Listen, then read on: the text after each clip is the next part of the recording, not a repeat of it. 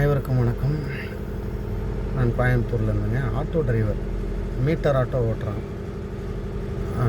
நாங்கள் மீட்டர் போட்டு ஓட்டுறதுக்கு ரொம்ப பிரியப்படுவோம். ஏன்னு கேட்டிங்கன்னா, நியாயமான ஒரு கட்டணம், யார் வயிற்றுல அடித்து திங்காமல், அது எங்களுக்கு போதுமானதாக இருந்தது.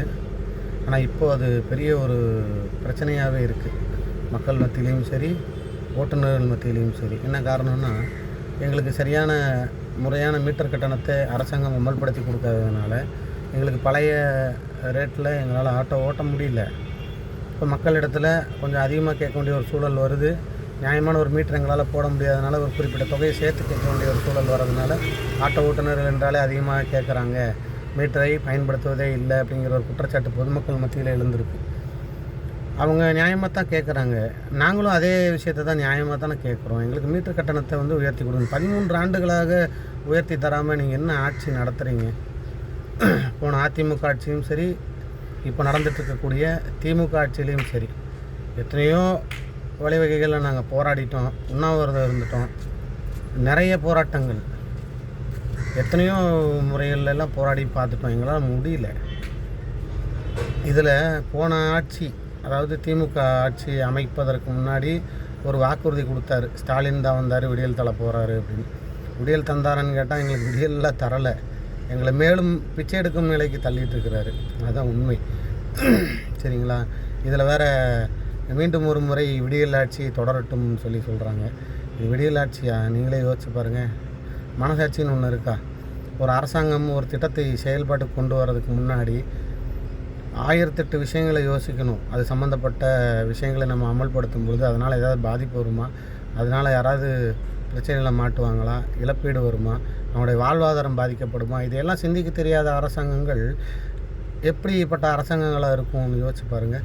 எனக்கு அது சுத்தமாகவே புரியல. எதில் பார்த்தாலும் இலவசம் இலவசம் இலவசம் இலவசம். நீங்கள் 5 ஆண்டுக்கு ஒரு முறை மக்களிடத்தில் பிச்சை கேட்குறீங்க, ஓட்டு பிச்சை. நீங்கள் ஓட்டு பிச்சை கேட்குறதுனால 5 வருடமும், நீங்கள் ஆட்சி அமைக்கக்கூடிய 5 வருடமும் பொதுமக்களாகிய நாங்கள் பிச்சை எடுக்கணும் அப்படின்னு முடிவு பண்ணிவிட்டு இப்படி பண்ணுறீங்களான்றது எனக்கு புரியல. தயவு செஞ்சு நீங்களும் பிச்சை கேட்க வேண்டாம், எங்களையும் பிச்சை எடுக்கும் நிலைக்கு தள்ள வேண்டாம். சரிங்களா?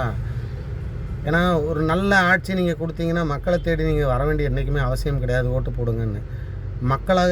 மக்களாகிய நாங்களே இந்த அரசாங்கம் சரியாக இருக்கும் அப்படின்னு சொல்லி நாங்களே ஓட்டு போடுவோம். அதில் எந்த மாட்டு கருத்தும் கிடையாது. இதில் நீங்கள் பிச்சை எடுத்து எங்களையும் பிச்சை எடுத்து தயவு செஞ்சு இந்த விஷயங்களை செய்யாதீங்க. பேருந்து இலவசம், எல்லாமே இலவசம். எதுக்கு இலவசம் கொடுக்குறீங்க? நாங்கள் உங்கள்கிட்ட இலவசம் கேட்குறோமா? அந்த இலவசம் கொடுக்குறதுனால எத்தனை பாதிப்புகள் ஏற்படுதுன்னு தெரியுமா? எத்தனை பாதிப்புகள்? நீங்கள் ஒரு பேருந்து இலவசம் கொடுத்ததில் எத்தனை பாதிப்புகள் இருக்குறீங்களா? எத்தனை பிரச்சனைகள் வருது? பொதுமக்களுக்கும் பாதிப்பு இருக்குது. சரியான பேருந்து, முறையான பேருந்து நீங்கள் இயக்கிறதும் கிடையாது. பெண்களுக்கு இலவசம் பேருந்துன்னு சொல்லி பழைய பேருந்துகளை கொடுத்து அதனால் வரக்கூடிய பிரச்சனைகள் எவ்வளவோ.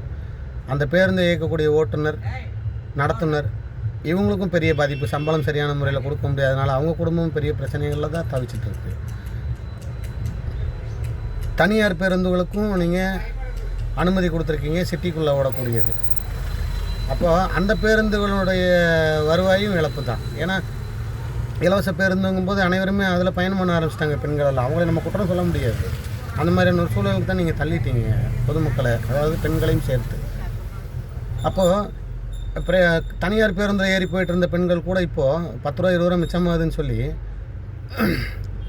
அரசு பேருந்து, இலவச பேருந்து எப்போ வரும்னு காத்திருந்து போகிறாங்க. எத்தனை பேருக்கு இழப்பு யோசிச்சு பாருங்கள்.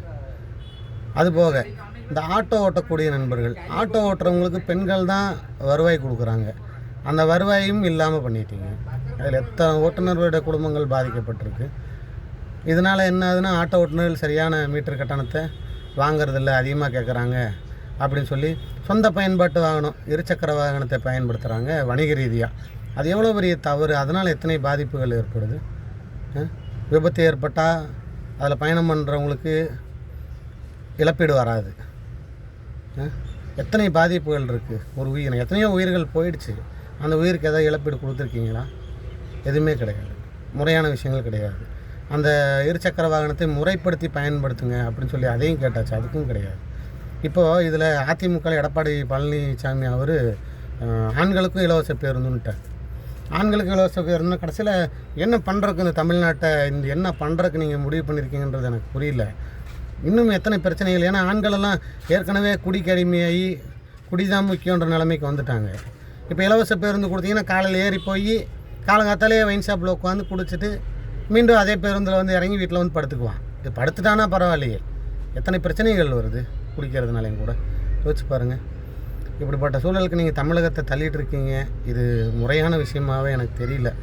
நாங்கள் இந்த 2026 தேர்தலை ஓட்டுநர்களாகிய நாங்கள் வன்மையாக கண்டித்து புறக்கணிக்கிறோம்.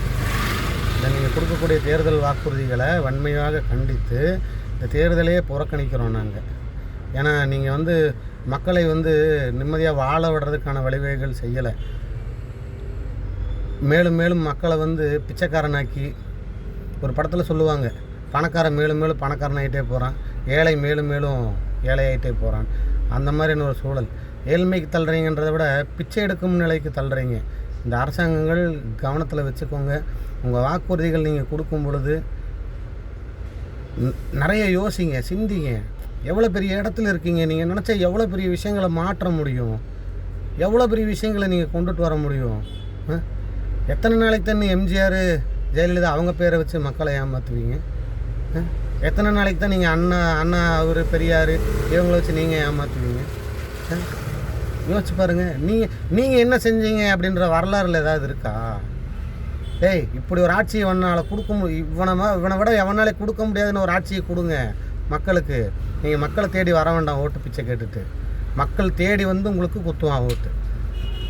சரிங்களா? அப்படிப்பட்ட ஒரு ஆட்சியை நீங்கள் கொடுக்க முடியும். நல்ல ஆம்பளையில் இருந்தால், நல்ல ஆட்சியாளர்களாக இருந்தால் அப்படிப்பட்ட ஒரு ஆட்சியை நீங்கள் கொடுங்க. மக்கள் தேடி வந்து ஓட்டு போடுவாங்க. நன்றி.